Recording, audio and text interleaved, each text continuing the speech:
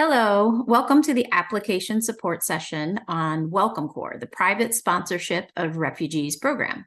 My name is Ann O'Brien, and I'm joined by my colleague, Erin Tate. Both of us know from experience that groups of volunteers can do a great job welcoming and resettling refugees. We're both members of the Welcome Corps team, and we're so pleased to talk with you today about this exciting new service opportunity. This session is for people who wish to learn more details about how they can complete a welcome plan, which is part of the required process of applying to the Welcome Corps.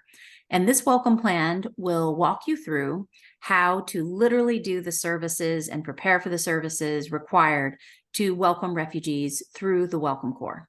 In this session, we're going to talk about what the program is, refugees who will be supported through the program, what the key steps are, and information you'll need to consider for each part of your welcome plan to become a certified Welcome Corps group. We hope you'll leave the session feeling more knowledgeable and empowered to gather a strong group in your community, create a thorough welcome plan, and complete your application to welcome a refugee soon. There are two phases to Welcome Corps. During phase one, sponsor groups will be matched with any refugee, such as a refugee they don't know from sub-Saharan Africa or originally from Syria or anywhere around the globe. We have not yet started phase two, which is where private sponsor groups sponsor a refugee they do know, such as a family member or a colleague. We're not currently accepting applications for that phase, which is the naming phase. However, it will begin later this year, and there will be information provided to go over the details for that, which will be incorporated in an updated session of this. A few housekeeping notes before we begin. First of all, this information session will be recorded, and it's going to be sent out afterward, including screen views of the PowerPoint presentation.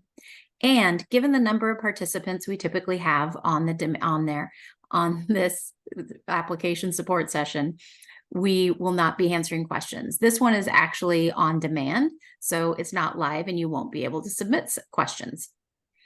At the end, we will address a few of the commonly asked questions so that we're sure that those are brought up for you and it's answered. And with that, we'll get into the application support session. First of all, just so you're all aware, the Welcome Corps is a new service opportunity that was just made available this year by the U.S. government for Americans to be inspired to welcome those seeking freedom and safety and to in turn strengthen their own communities. It's a public-private partnership that is fueled by what America represents to so many around the world, a beacon of hope and refuge. Importantly, the Welcome Corps is a public-private partnership, which means that a Bureau of Population, Refugees, and Migration, which is part of the Department of State, has partnered with a consortium or a group of organizations that all have expertise in refugee protection, resettlement, and welcome. This consortium is led by the Community Sponsorship Hub, and it includes organizations such as Church World Service, International Rescue Committee, IRAP, or the International Refugee Assistance Project, IRIS, which is the organization that Erin Tate and I are here with, that's Integrated Refugee and Immigrant Services, and Welcome.us. So as we mentioned before, there are two phases to Welcome Corps. The first phase, which is called matching, launched in January, and it will continue throughout the course of the program. That program, that part of the program, matching, is about welcoming Americans to waiting refugee families they don't yet know, but who are already approved for resettlement to the United States. The naming, or phase two, is going to start later this year, and that will allow welcoming Americans to sponsor refugees they already know.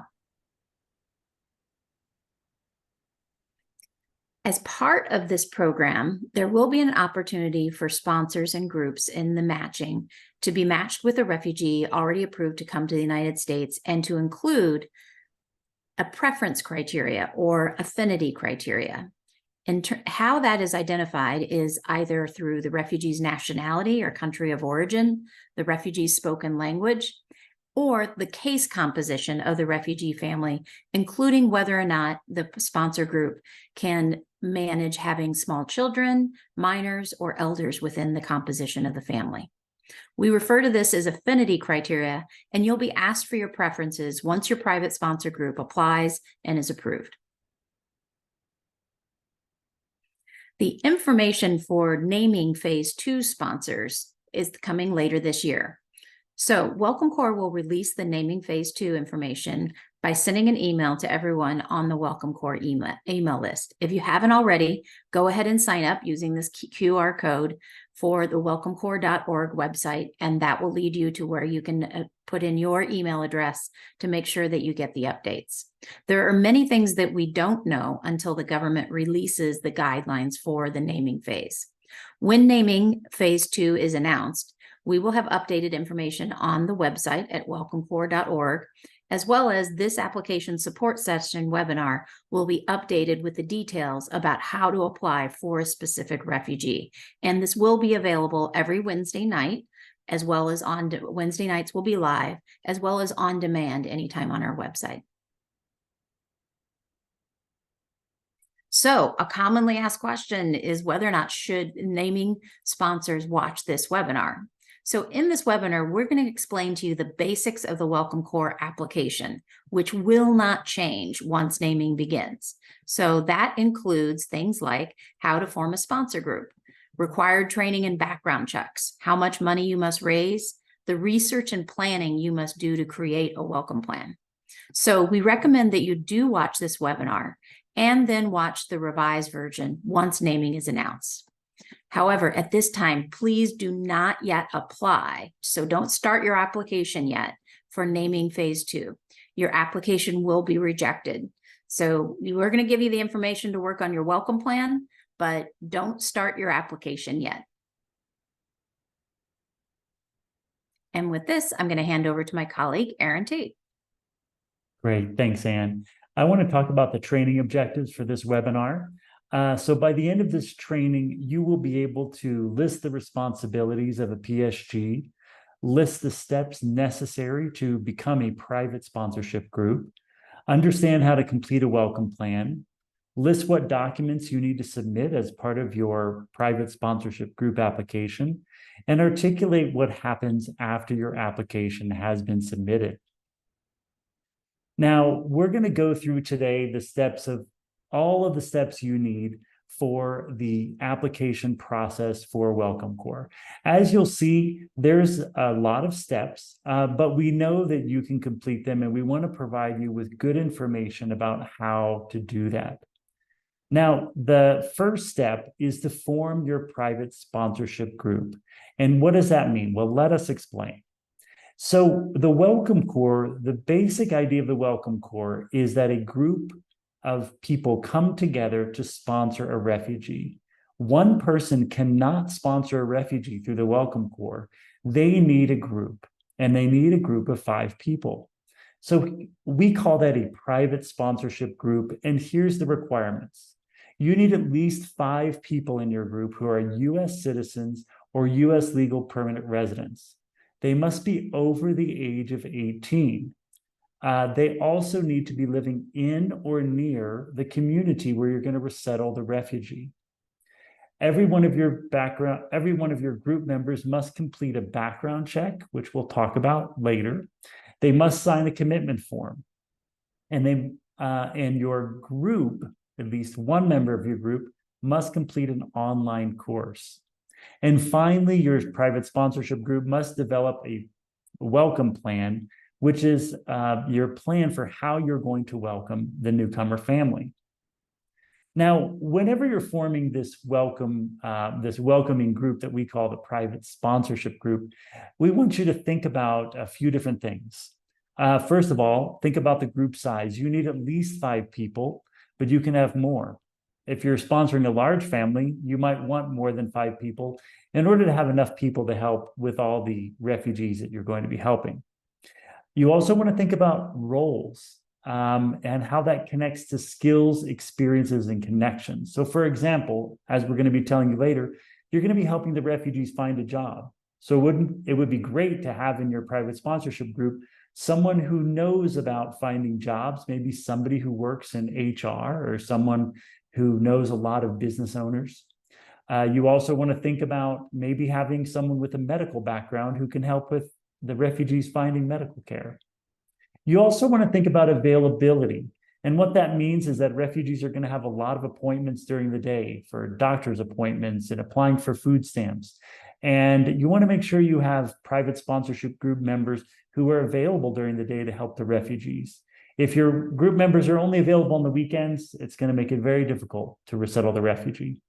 And finally, we encourage you to have a diverse group.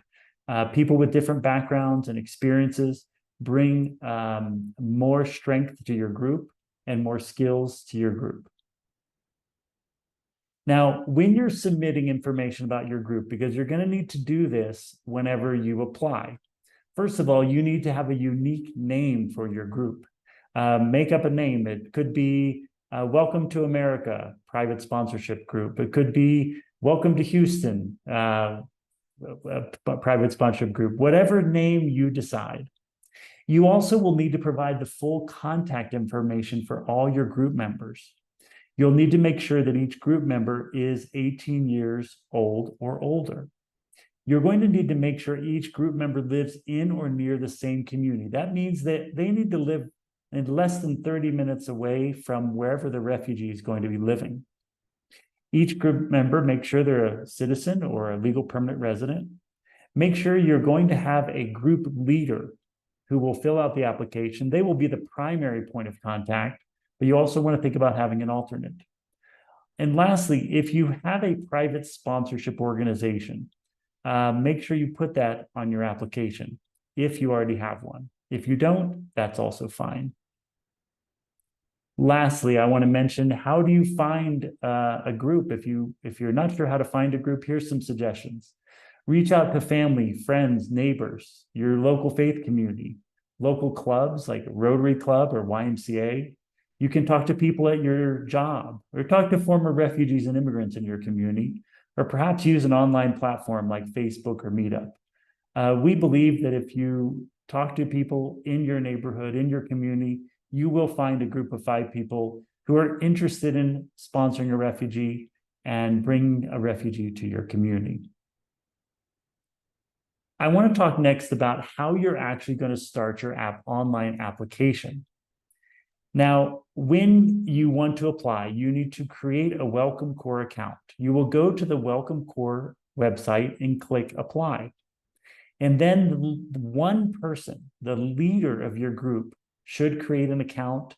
The email address that the leader enters here will be the email address that we will use all the time when Welcome Corps wants to communicate with you.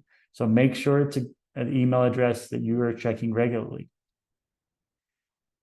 After you create your account, you'll need to put in your first name, last name, email, city, zip code, and your phone number. You will get a registration code to your email, a verification code that you'll need to enter on the website.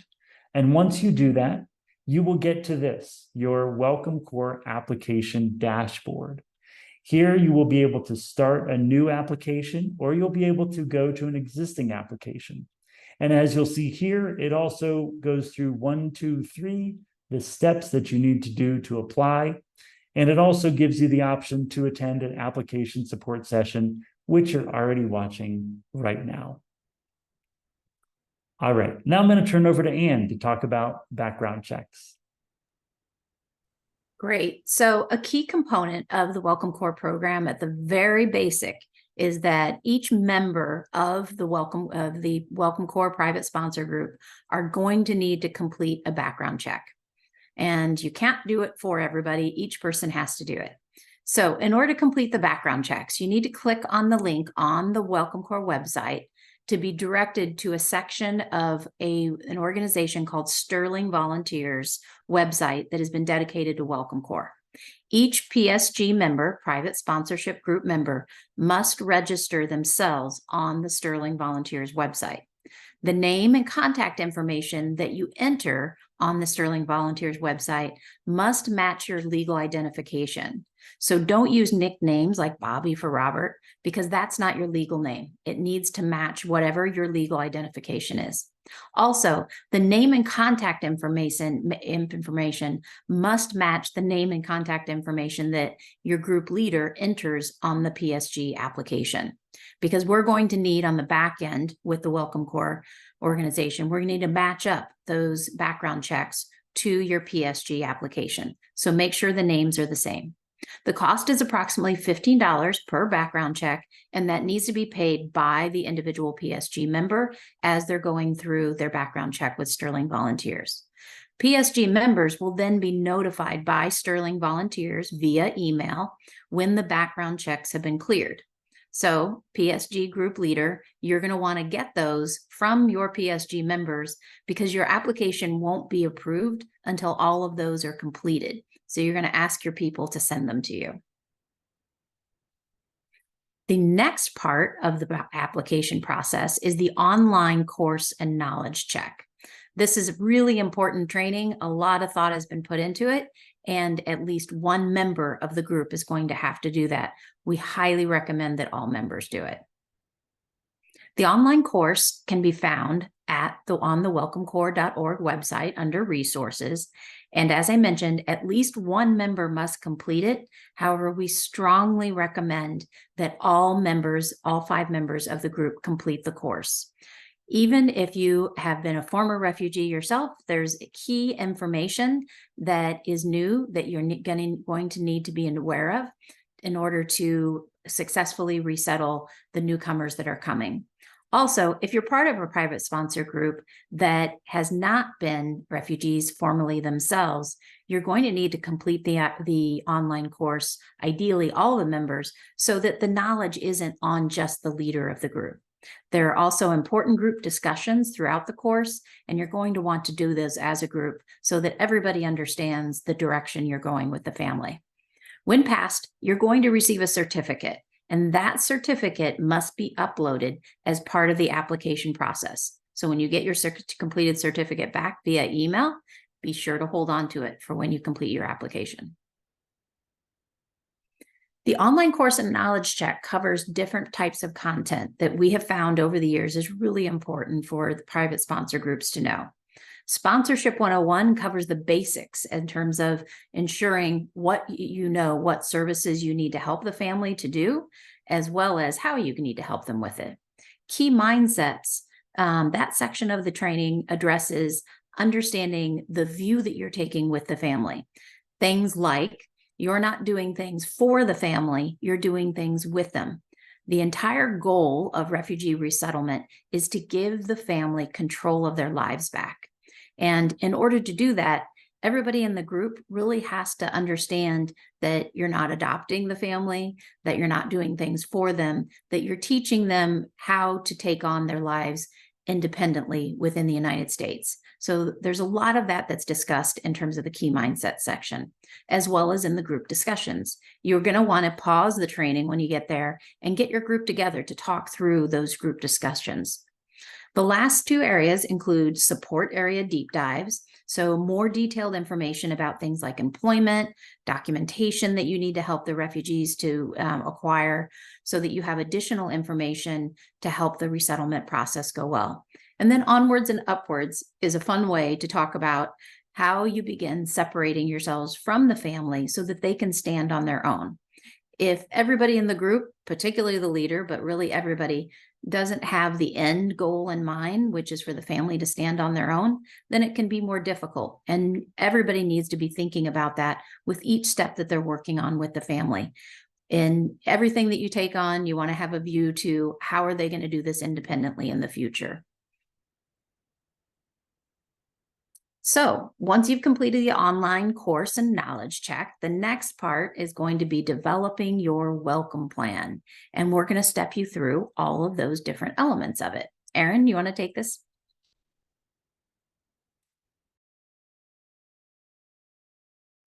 Yes, I do. So the welcome plan is the most important part of your application because it shows how your PSG will make sure the refugee gets the services and support they need. If your welcome plan is not complete or strong enough, your welcome your welcome core application will be rejected. Now, how are you going to complete the welcome plan? Well, first of all, you're going to download the welcome plan document from the application portal after you've created your account. It's a PDF document. Make sure that you read all the instructions in the welcome plan, and then you're going to research what services are available in your community. You're going to plan how you can support the refugee when they arrive to the United States. In the welcome plan, you're also going to agree to provide the required services and support. You're going to list and describe your plans to welcome. You're going to develop a budget for the cost. And as you do this, you're going to check the boxes and fill in the blanks in the welcome plan until you have a plan and you know what you're going to do when the refugee arrives. This is what the welcome plan is going to look like when you download it. As I said, it's a PDF, and you're going to fill this out, save it, and upload it. Now, the welcome plan includes your plans to resettle the refugee into your community, and that includes welcoming the refugees after a long trip, providing a clean, safe, affordable home, helping them get essential documentation, navigate the public benefit application process, help the refugees get the health care they need, provide ways to learn English, arrange interpretation and translation support, help them adjust to the norms of the United States, help them find a job, help them enroll in school, and provide financial support for 90 days. Now, refugees that come to the United States that are not part of the Welcome Corps go through a local refugee resettlement agency. And these are the same services that a local refugee resettlement agency provides to refugees.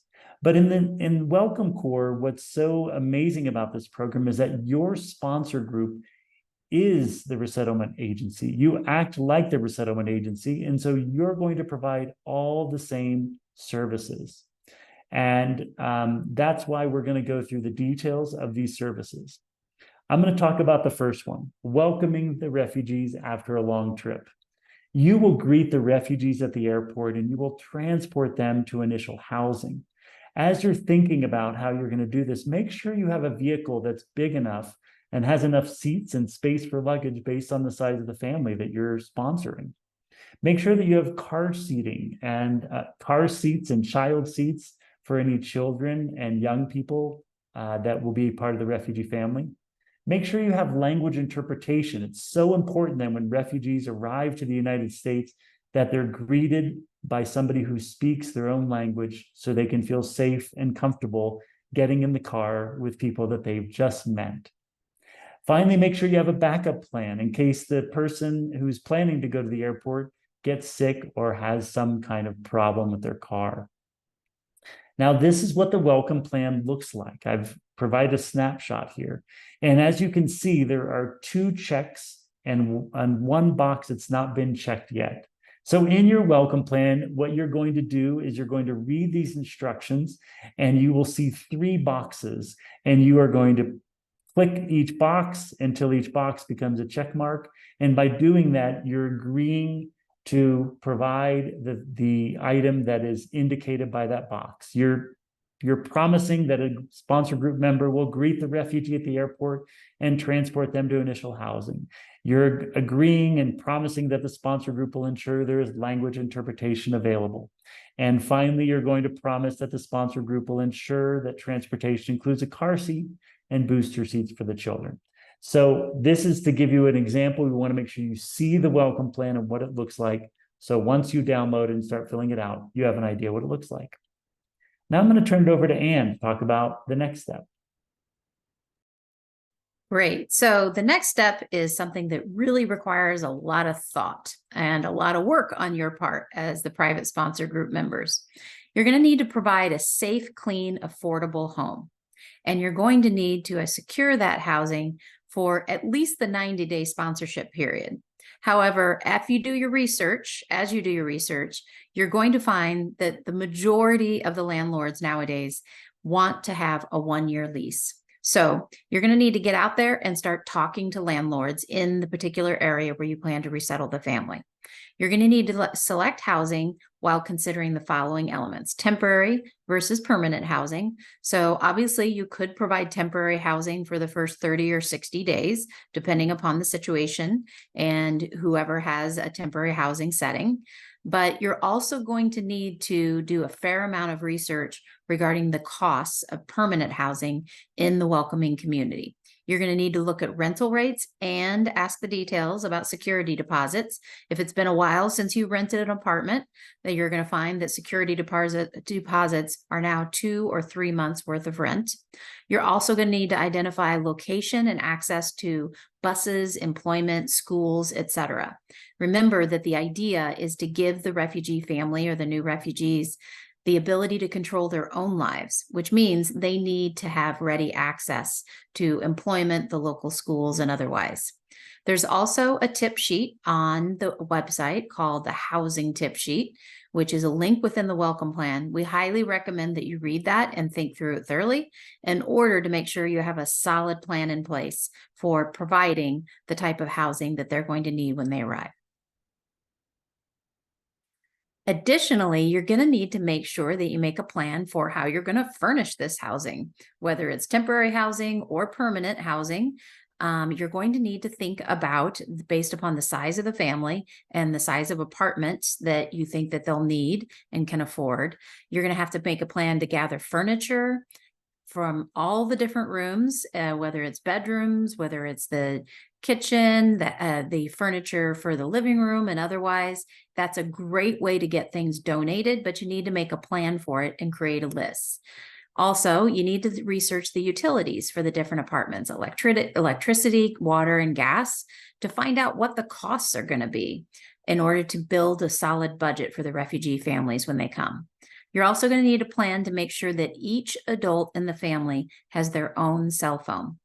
Of course, you would think that they might come with them, but those aren't going to work once they get here immediately. So you need to research the most cost-effective cell phone plan.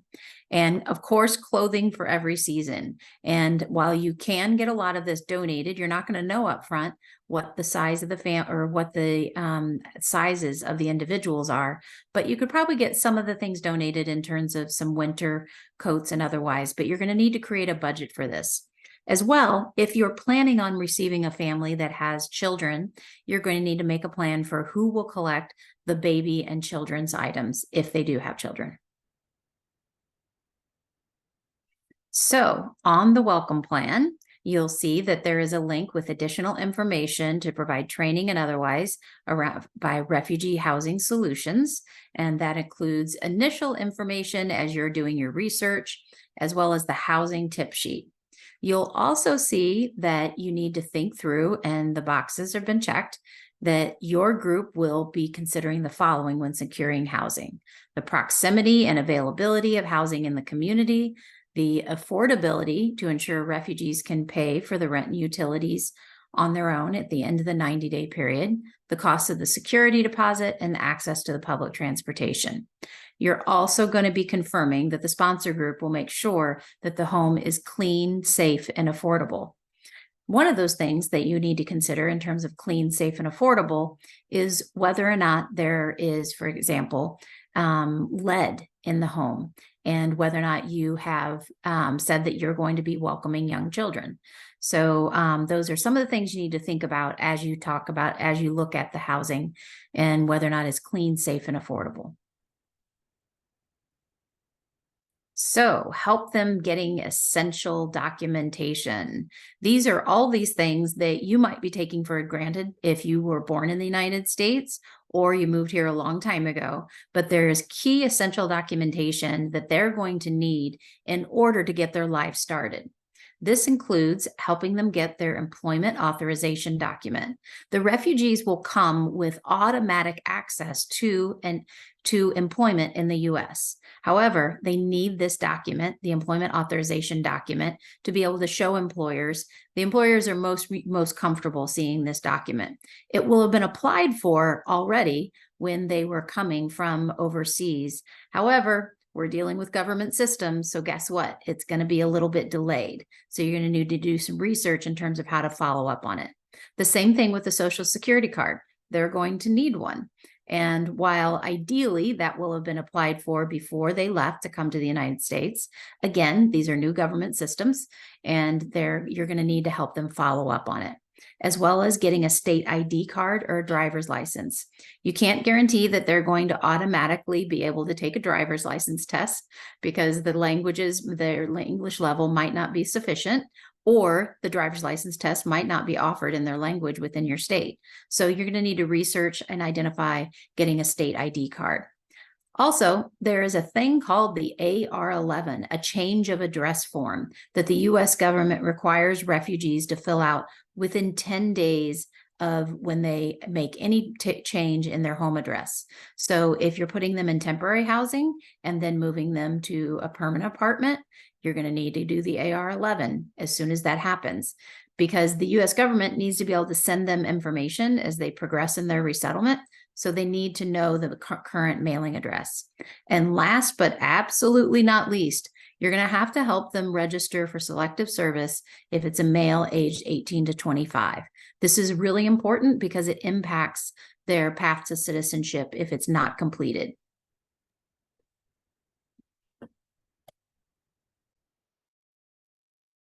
So on the welcome plan part of the welcome plan that pertains to essential documentation, you're going to see that you need to check some boxes stating that you understand that you have reviewed the USCIS and US Postal Service change of address form, and that you agree to submit it when the refugees move. And you're also stating by checking on the box that you are going to help them register for selective service if they are males aged 18 to 25. You're going to need to check the box that you've reviewed that form and that you're aware of it. Also, that each adult refugee should get a state ID and/or driver's license. This process is different in every state, so you're going to need to, before you check the box, make sure that you've done the research and that you acknowledge that your sponsor group is going to assist them in doing this. Each adult refugee will also have an arrival departure card that indicates that they are legally admitted to the United States. You'll need to assist them in obtaining this record, which is an I-94 from the Department of Homeland Security website. So you're going to check the box that your sponsor group will assist them in obtaining their I-94. Thanks, Anne. And now I want to talk about the next section, which is about navigating the public benefits application process. You will need to guide the refugees through the process of getting any public benefits for which they're eligible. And the great thing is that refugees are eligible for public benefits. And some of those benefits include SNAP, which is also formerly known as food stamps, refugee cash assistance, which is called RCA, or temporary assistance for needy families, which is called TANF. Also Medicaid or refugee Medicaid, as well as the WIC program for women, infants, and children. And finally, Social Security income. Now, in order to help the refugees to apply, and in order to complete your welcome plan, you're going to need to do some research. And this is one of the first sections of the welcome plan where specific research is clearly required. You need to research, where will the people apply? What are the office locations? What are the websites where refugees can apply? If you need help finding these locations, you can look for information from United Way's 211 telephone number, or from the USA Hello Find Hello app. Now, here again, we see a sample of the welcome plan, but here you'll notice that instead of just checking a box, we're asking you for specific information. In the welcome plan, you must list websites and office locations where the refugee will apply for public benefits. We see in this example Medicaid. Where can the refugees apply for Medicaid? List websites and office locations. And here we've written a sample. A sample response could be Health and Human Services Department office. And here's the website address, 1234 Main Street, Anytown, Ohio. Where can the refugees apply for refugee medical assistance? List the websites and office locations there. And you'll see once again, we've listed a location. In this case, the place where you apply for Medicaid and refugee medical assistance is the same office. But you need to check in your community whether each of these places is going to be the same location or different. Now, speaking of Medicaid and healthcare, another very important thing is where will the refugees get healthcare? You are going to help the refugees get the healthcare that they need. And once again, you need to do some research and to find out where the refugee can go for medical care. This includes the initial refugee health screening, which is a health screening that's required by the U.S. Refugee Program and must be or should be done ideally within 30 days of the arrival. It's completed at specific healthcare clinics in each state. And if you're not sure how to find the clinic, you can contact the state refugee health coordinator to find the clinic. Now, in addition, you're also going to do some research for your welcome plan and find where the refugees can go for a primary doctor or a clinic that accepts Medicaid, a federally qualified healthcare center, a dentist that accepts Medicaid or is not too expensive, a pharmacy that accepts Medicaid, and also a mental health care doctor or clinic, preferably one with experience serving refugees. Once again, I want to show you an example because here again in the welcome plan, you will need to list specific names of doctors and clinics. For example, it asks here, list websites and local office locations for the initial medical health screening. And here we have an example, Family Health Clinic, 333 Springfield Street, Anytown, Ohio. It also asks us list one primary care provider that will accept new patients with Medicaid or refugee medical assistance. And we've listed an example, Dr. Sarah Hassan, Legacy Healthcare Clinic, 555 West Street, Anytown, Ohio. In the welcome plan, it's going to ask you for more details about more different kinds of medical providers and make sure you complete them all. Here, once again, I'm just giving you a sample. Now I want to turn it over to Anne to talk about providing ways to learn English. Great. So as part of the welcome plan and as part of the resettlement of this new refugee family, you definitely need to help them get connected to English classes as soon as possible. It's going to really have a huge impact on their success in the United States. So you're going to do research in advance to identify classes that are accessible to them either online or in person. We highly recommend that you look for in-person classes, as online may or may not be accessible to somebody that has low levels of English to begin with, and informal language learning through conversation practice. When you're selecting classes, you need to think about the times and locations of the classes, as well as childcare for refugees who are parents. This is a key service that you can provide to the family if people can take care of the children while they're attending English classes. Also, ideally, you want to access classes that are reasonable for them to get to on their own, so they're not dependent upon your group to get to them after the initial sponsorship period. Whether online or in-person classes are better for the refugee, you're not going to know that until you meet them and understand what their capabilities are and their comfort level with the online. So you really need to lean towards finding in-person classes, with online being a backup option or an additional support. Also, the cost of the classes.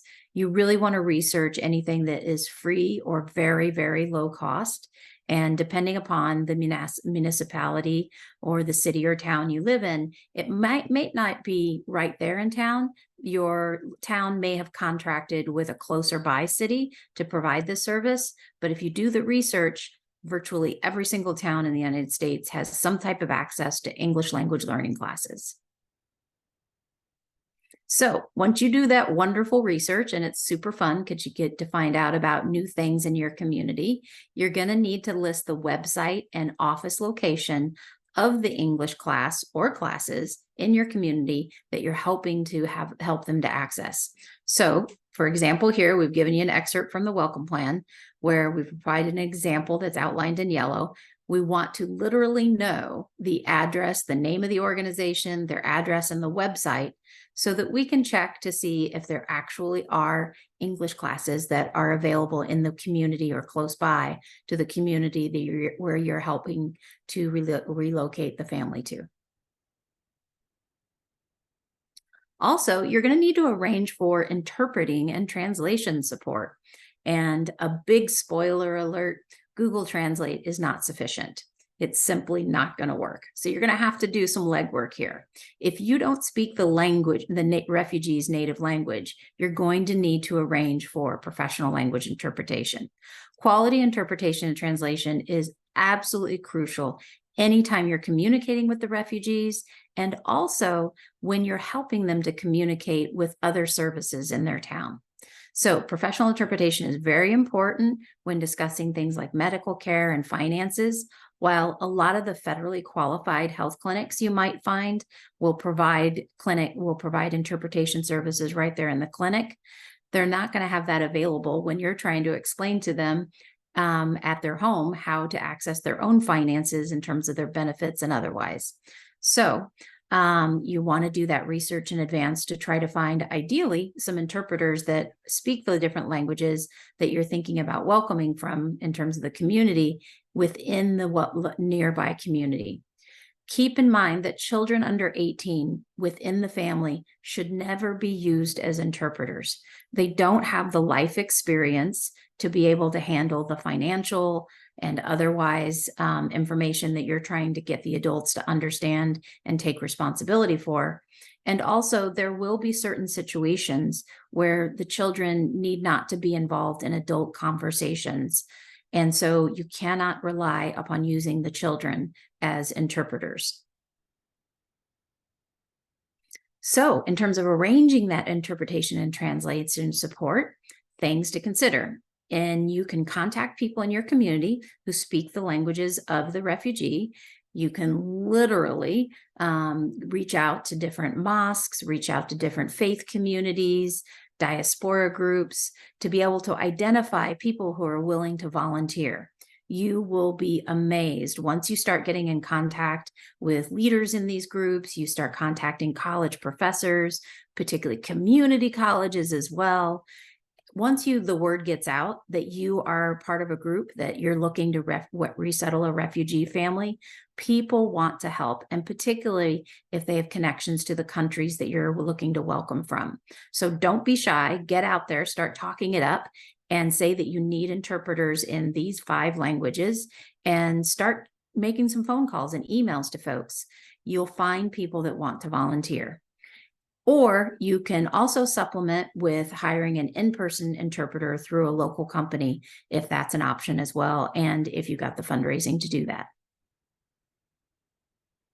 For phone interpretation, you can also, by phone interpretation, we mean accessing interpreters via your smartphone. You can use a phone app like Targemly, which provides live translation over the phone for a small monthly fee. So literally it's a subscription that you set up and an app on your phone. And then depending upon the subscription level, you can make even appointments to access a live interpreter in many different languages. Or you can reach out to different interpretation companies like Global Interpreters and a few others to see how much it would cost per minute to have an interpreter that way. You can only use the phone app Google Translate for very, very basic communication, like trying to find the word for a particular food or whatever the situation is.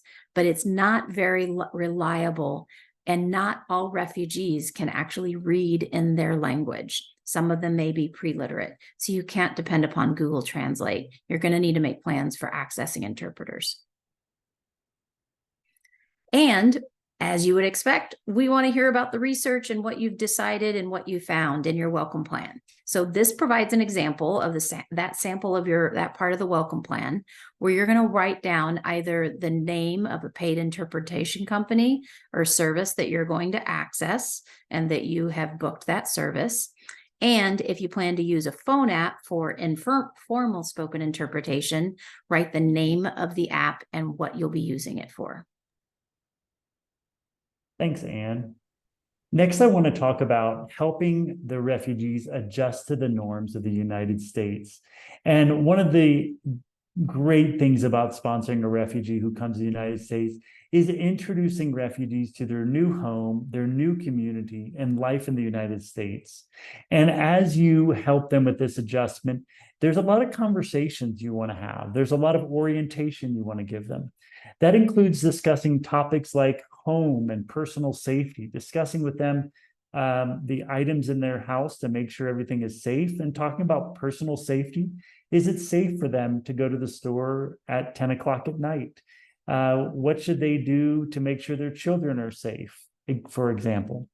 You also need to be talking with them about their rights, responsibilities, and the laws in the United States, because every country, of course, has its own laws, and you want to make sure they understand the United States laws, as well as responsibilities such as paying your taxes. You also want to orient them to the public transportation system in your community and important community locations, such as food stores, pharmacies, the library, and things like that. You also want to give them an orientation about employment, about things like banking, and about managing their money. Finally, you want to make sure that you provide them information about organizations that provide ongoing community services, such as food banks, rental assistance organizations, and organizations that they could turn to after you're done sponsoring them when they just need a little bit of help. So these are all very important parts of the United States culture that you need to make sure that you are educating them about. Now, in addition, there's some really fun things and that we also want you to introduce them to. And that includes introducing them to schools and libraries, colleges and community colleges, places of learning, places where they can go to read a book, or in the case of a library, they can access the internet, and a place where they can learn more about the world, the community around them. Secondly, parks, natural areas, and places for outdoor recreation, sports, and family fun activities.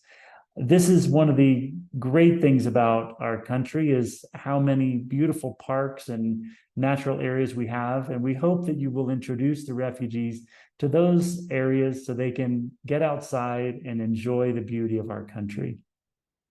Third, think about community events, festivals, and celebrations.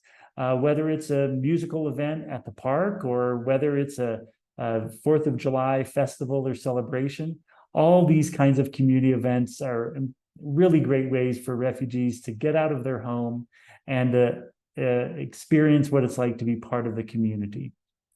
Also connected to this is introducing them to American and local holidays. 4th of July, Memorial Day, Thanksgiving. These are great celebrations, and they're great ways to share some of our cultures and culture and our customs. Now, in addition to these things, you also want to be introducing them to ethnic grocery stores, shops, and neighborhoods. If it's a refugee from Africa, look for a grocery store that may have food from Africa that the refugee might really enjoy shopping at. Maybe there's clothing stores. For example, if a family is from Asia, there may be specific shops that provide clothing that's familiar to people from Asia or from anywhere else. And then the third, or the final thing I mentioned here is what we call diaspora or ethnic community groups, as well as religious communities, such as churches, mosques, synagogues, temples. If you have a refugee, for example, from the Congo, do some research and find out if there's a Congolese community organization in your community, And then when the refugee arrives, ask them if they're interested to meet people from the Congo. Same thing with religious communities. Wait until the refugee arrives and ask them if they're interested to be connected with a religious community. You should never assume that a refugee definitely wants to meet people from their ethnic group or from their religious community, because everybody makes their own decision. But do some research, reach out, and then when the refugee arrives, let them know these community groups exist in our community, these religious communities exist, and give them the option of how they want to connect. Now, for the welcome plan, you will have a checkbox that you will need to check, that where you say that your sponsor group confirms that you will provide and orient the refugee around these topics that we have just talked about. Next, I want to talk about finding a refugee a job. Of course, having a job in the United States is very important, and refugees are eligible to work when they arrive using their I-94 document. Now, you as a sponsor group are going to help them find a job. This includes helping them prepare for a job search by teaching them how to find a job and how to keep a job in your community. You also need to teach them about workplace culture, norms, and rules. You need to help them develop short-term and long-term job goals. Of course, the first job they get in the United States is not going to be the perfect job, but they are going to have their short-term goals and then their long-term goals of where they want to be in 5 or 10 years. You also need to connect them with workforce development programs that exist in your community. You can help them prepare a resume and or complete applications, and you can help them practice doing interviews. In addition, you will need to help the refugees find and apply to specific jobs. You will need to research employers who may hire newly arrived refugees. You need to think about employers that your PSG has a connection to. Maybe somebody in your group works at Target and knows the person hiring there, or maybe somebody who you know is a manager at Walmart or one of the some other store. Think about where you have connections. Also look for jobs near where the refugee will live or accessible by public transportation. Remember that you will find jobs for all adult refugees. This includes women, men, young adults, and older adults. So think about jobs that are suitable for a variety of individuals. And lastly, as I said, to repeat, look for jobs that are suitable for a variety of individuals. That also means different English skills. People that speak not much English to people that speak a lot of English. I know you may think it's impossible for a refugee who doesn't speak English to find a job. Well, we can tell you from experience that it can be done. There are lots of employers who will hire people who are willing to work hard, even if their English is not strong. But look for jobs with different English levels, also different education levels, and also different physical abilities. Now, in your welcome plan, you're going to be asked to list a few things. First, we're going to ask you to list workforce development services available in your community. You see my example here, Northern Workforce Development Center and New Start Employment Program. And then secondly, you're also going to list employers in your community that your sponsor group has a connection with, and that may hire refugees. And here you see I've listed an example: Hanover Hotel, Mountain Valley Manufacturing, and Aladdin Halal Store. These are made up examples, but these are actually some clues for you. What we've found is that a lot of refugees find their first jobs in hotels, in small manufacturing plants, and also in retail stores. So think about looking in your community in those places. And finally, you're going to check a box that says you will help the refugee with resume preparation, interview practice, brainstorming employers, and applying for jobs.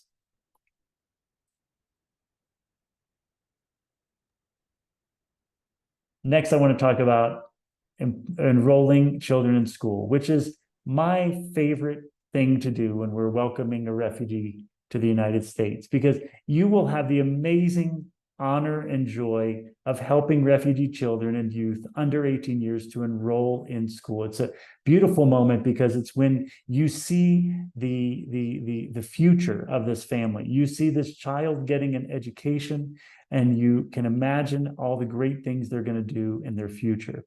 Now, when you go to register them in school, make sure the children have the required vaccines and documents before you go to enroll them in school, so that the day they go to enroll, everything goes smoothly. Check to make sure if your school district has special programs for refugee and immigrant children who are new to the United States. Many school districts do. Also look for Head Start, Early Start, and other preschool programs. And while you're at it, thinking about options for the children, identify free or low-cost childcare programs. In the Welcome Corps, in the Welcome Corps application and the Welcome Plan, you're going to be asked to check this box where it says our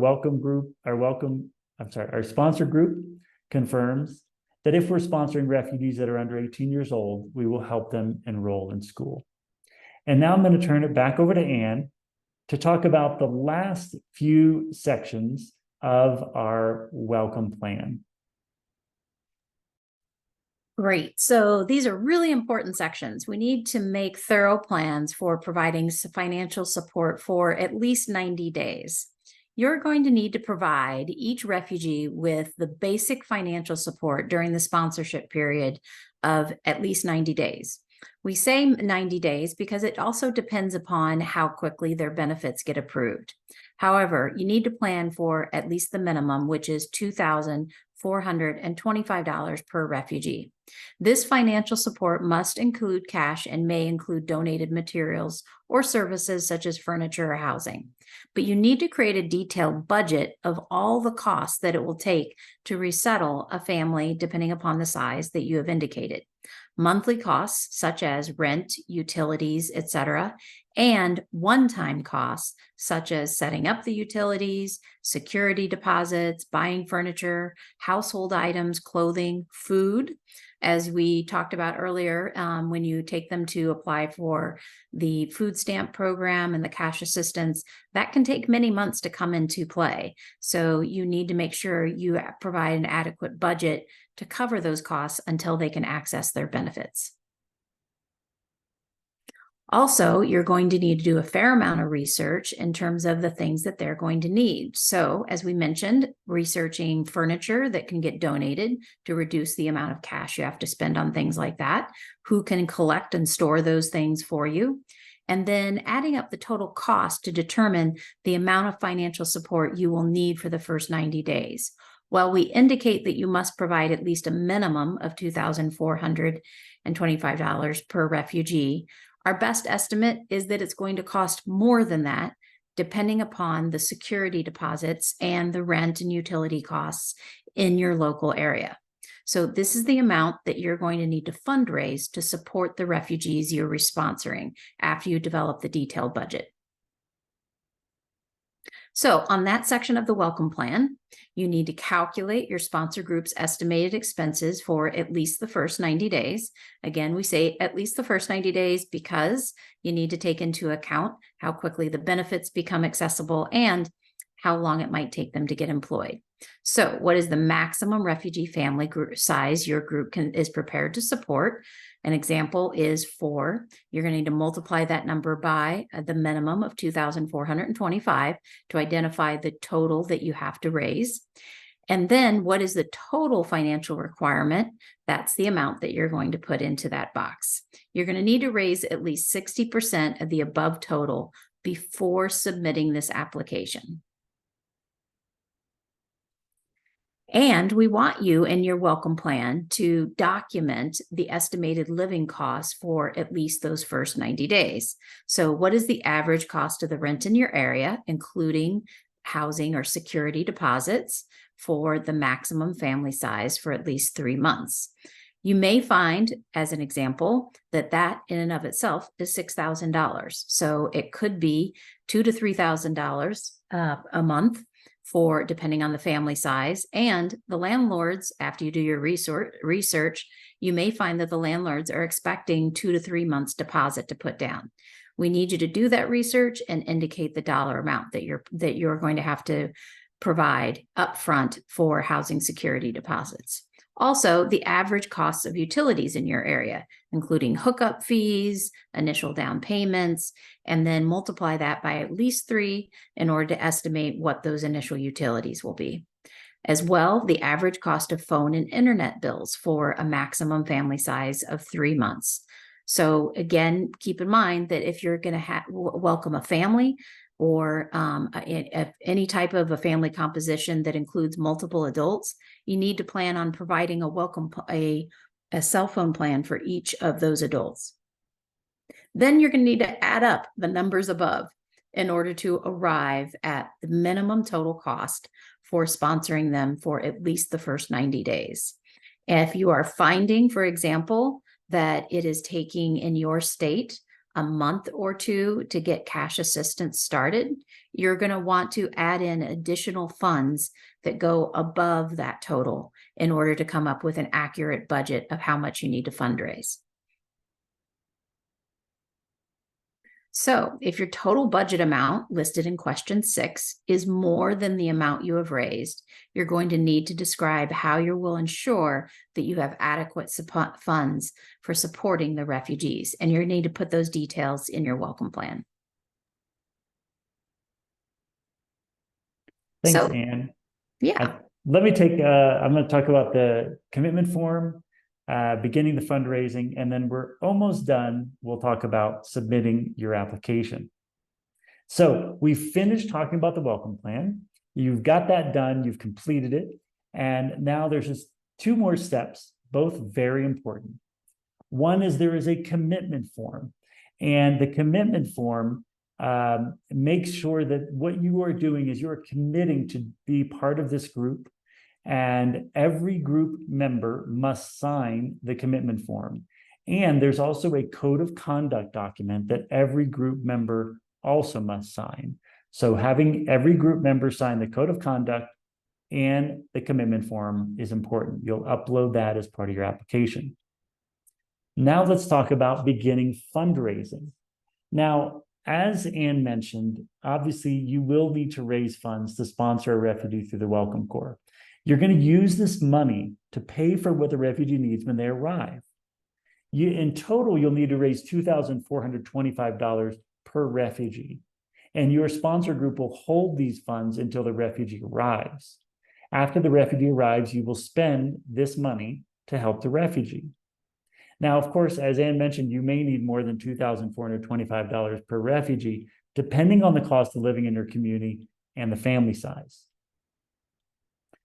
Now, before you submit your application, you must raise 60% of the total amount required.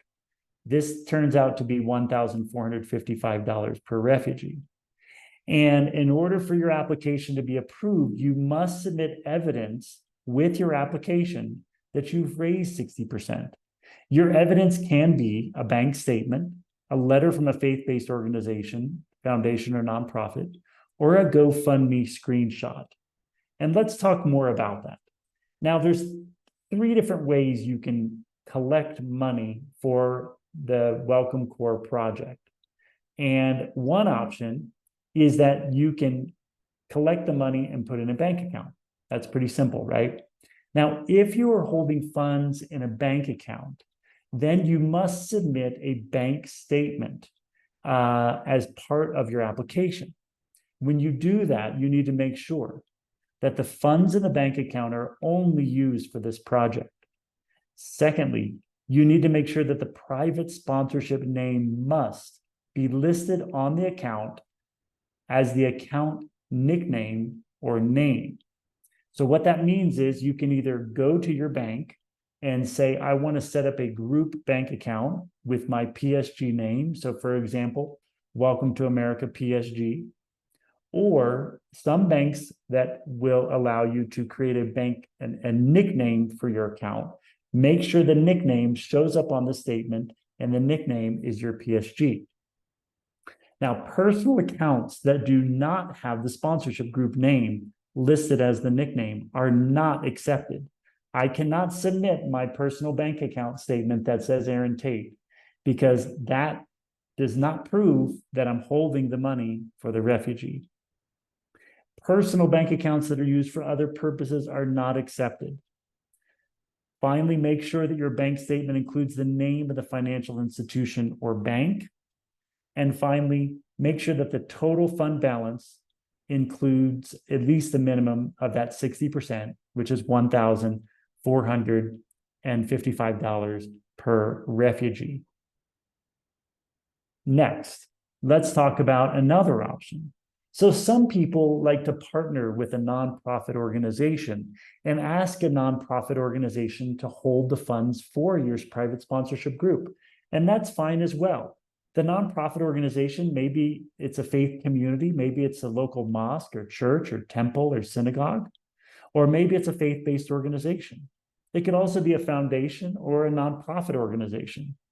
Now, if any of these kinds of nonprofit organizations are holding the funds for you, then you must provide a letter from the organization stating the total amount of money they're holding for the private sponsorship group. So, for example, they could send a letter that says, "To whom it may concern, our mosque is holding $10,532 for the Welcome to America PSG to resettle a refugee here in Houston, Texas."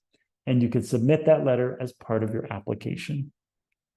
Now, the third option is you can raise funds through an online website, GoFundMe. When you set up the GoFundMe account, be sure your private sponsorship group name is listed on the donations page.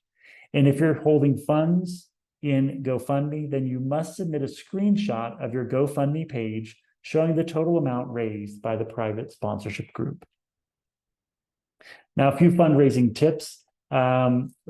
How to raise money? Well, first of all, engage your community in fundraising. Ask your family, your friends, your coworkers. Ask faith communities and other organizations. Make sure you check out the Welcome Corps fundraising guide on our website for more ideas. And finally, I want to make a note that Welcome Corps does not monitor who donates to the project, and we do not require all PSG members to contribute funds. We think that every member of your private sponsorship group will contribute something. Some will contribute money, some will contribute time, and some will contribute both. But we want to let you know that we do not require every group member to contribute money, but we do know that each one will give of their time. Now, I want to talk about what's going to happen when you submit your application. You're going to submit your application online. Now, before I talk about submitting an application, I want to talk again to those of you who are interested in phase 2 naming. If you are interested in naming phase 2 sponsors, I want to remind you what application steps you can do now. Because as we said, naming phase 2 has not begun yet. But here's what you can do now. You can go ahead and do your background checks. You can go ahead and do the Community Essentials training and get the certificate. You can also, if you want, begin fundraising. And you can also start researching and planning how you will provide resettlement services and complete your welcome plan. However, things you should not do now before naming has begun: do not complete the welcome plan document, because we're actually going to have a new document for naming, which will be a little bit different. However, you can go ahead and read the document to help with the planning. Also, do not apply to the Welcome Corps. Your application will be rejected and it will cause challenges for you.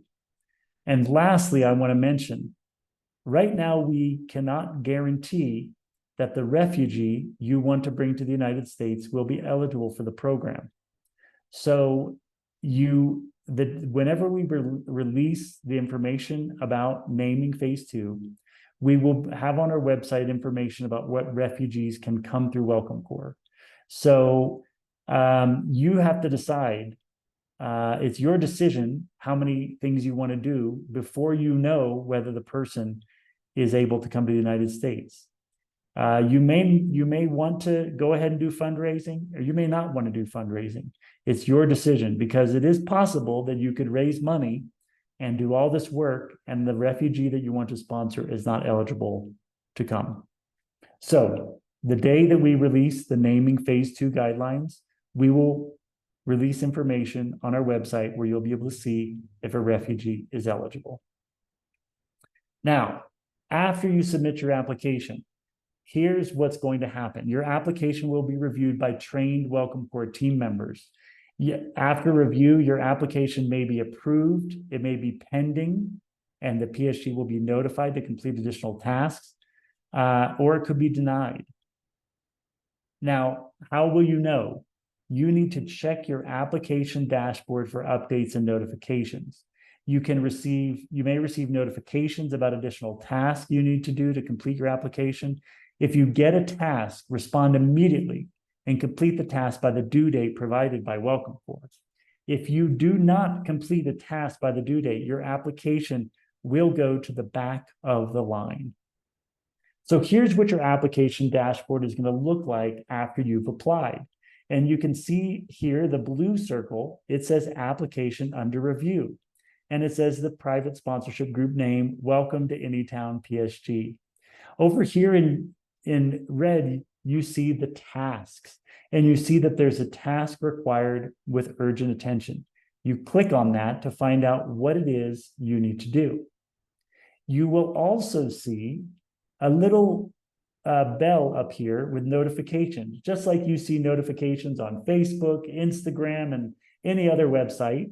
You will see up here notifications, messages of something you need to do. When you see those notifications, click on them. When you click on them, you'll see something that looks like this. There'll be a message from Welcome Corps. There'll be a due date. There'll be a place you can upload files and a place you can mark complete. So for example, you might get a message that says, we did not receive the background check for one of your PSG members. Please upload the background check for Aaron Tate. And if the due date, and then you'll have a due date, you can upload the files, mark it complete, and it will be sent to Welcome Corps.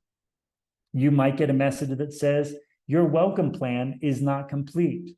Please fill out the information under where you will help them go to see a doctor. You can upload the new welcome plan by the due date. Very important that you're keeping an eye on this. Also, make sure you're checking your email for notifications from Welcome Corps. Emails will be sent to the email address used to register the PSG account. Remember, the PSG leaders set up the PSG account, and that's where all the emails are going to go. Now, the emails will tell you to go back to the application dashboard, and any information you need, you will do it through the application dashboard, not through email. After your application is approved, what will happen? Well, what will happen is,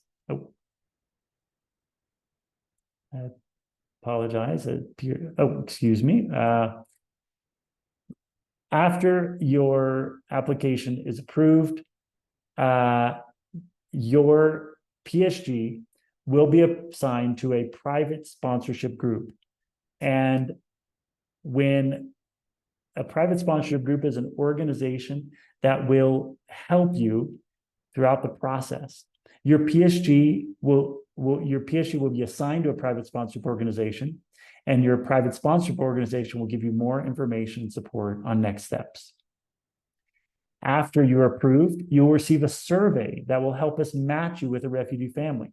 This survey includes information about your PSG group and community. Also, it's an opportunity for you to notify us of any affinity criteria preferences that you have, such as the refugee's country of origin, languages spoken by the refugees, or the family composition, including if they have children or elders. Also, then your PSG will be matched with a refugee, and the refugee will arrive to your community. After the refugee arrives, your PSG will provide all the support and services that you described in the welcome plan. You will utilize the funds that you raise to support the refugee. You will receive ongoing support and guidance from your private sponsorship organization, and you will get reminders regarding required 30 and 90-day reports and 9, 6, and 12-month surveys. Thank you for sponsoring refugees through the Welcome Corps. And lastly, we want to tell you that if you need additional help with the application process, you've got two options. If you were already connected to a private sponsorship organization, then connect with them and contact them, and they'll help you with the application. Private sponsorship organizations are refugee organizations across the country that are experts in helping people like you apply to the Welcome Corps. If you do not have a private sponsorship organization, you can sign up for a one-on-one meeting with a Welcome Corps team member. And you can use this QR code here on the screen. You can take a photo of it, or you can go to the website we've listed here, calendly.com/welcomecorps, and you can sign up to speak to one of our team members and have a one-on-one Zoom meeting to ask them any questions you have about the application process. All right. Well, Anne, I believe with that, we've covered everything there is about the application process. Anything else you would like to add before we wrap up? Just wanted to note that there are a couple of common questions that have come up that are really key to completing your application. And one of those questions is, can I form a group of 5 people for my private sponsor group who live in different states across the United States? And the answer to that is no. You can have members of your group beyond the first 5 that are in other states. So you can have more than 5 members, and those members that live in other states can help in many different ways. However, the 5 people that you list on your application must live in or near the welcoming community where you plan to resettle the newcomer. The reason for that is that's just reality. There's going to be a lot of in-person support that's needed. So the 5 people that are listed on your application need to live either in the immediate community or within about 20 minutes of the community so that we know there's adequate support on the ground. The other thing that comes up a lot is 90 days really sufficient? Is it enough time for the family, for the newcomers to really stand on their own? And are we really only working with them for 3 months or 90 days? The reality will depend upon the family and their skills once they get here. But you will likely find, if you do research about getting them permanent housing that they have control over, that you'll have to co-sign on a lease. And often those leases are at least 1 year long. So you'll probably have a natural tie to the family for at least the first year. However, after those first 90 days, you want to begin having a regular conversation with the family about which things they feel comfortable doing independently and which things that you think they could be doing independently, and to start that conversation. So while the initial sponsorship period of 90 days is really intense and heavy, there's a lot of appointments, it turns into more of a mentorship after the first 3 months. So yes, the short answer is 90 days is not sufficient for somebody to get complete control of their lives, but it shouldn't be a full-on support situation after the first 90 days. We refer to that after the first 90 days as mentorship or strategic withdrawal. And you do that with the family and have a conversation with them. The last question is, we get a lot of questions after people start working on their welcome plan about the $2,475 per refugee that's required as a minimum. A lot of people do the research and find out that the security deposits alone on an apartment are going to cost more than that for each family. That is accurate. You're probably going to have to build a budget that is more than that minimum amount. However, we can't give you the answer as to how much you'll need for the family, because you all have to decide as a group how much you can fundraise, as well as how much you can get donated in terms of furniture and other items. But it's important to build a realistic budget and detail out all the one-time costs, as well as the ongoing monthly costs.